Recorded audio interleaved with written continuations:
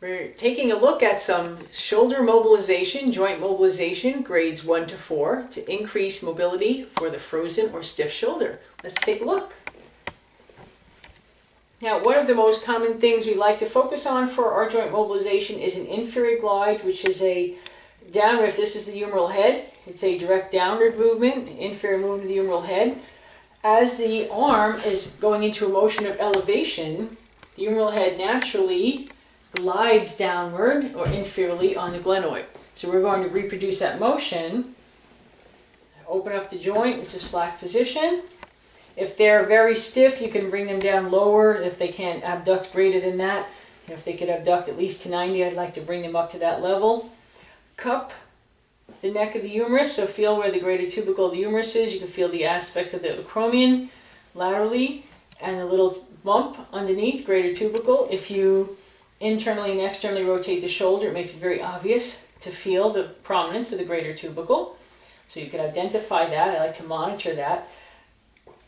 Cup the web space of my hand and let this be nice and relaxed around it, just below the greater tubercle, and then a slight inferior glide. So it's an inferiorly directed movement. We're always looking at the cardinal planes of the body. Cupping. And a piccolo would be just a tiny little bit of motion, grade 1, at the very beginning of the range. And then about halfway through the range for grade 2.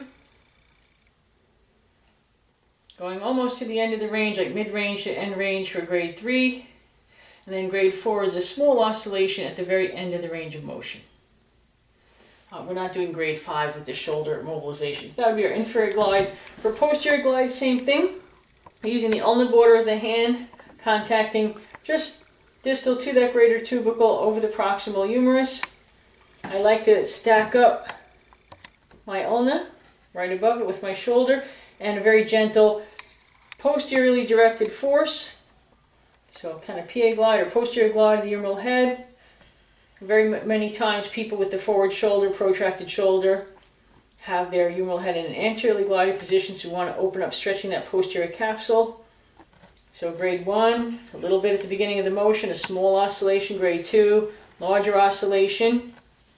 The first half of the motion. Grade 3, large oscillation through the available motion. Grade 4, end range motion, very small oscillation at the barrier. So there is our posterior glide and inferior glide of the shoulder, some of the most common for increasing mobility for elevation and also rotation of the shoulder.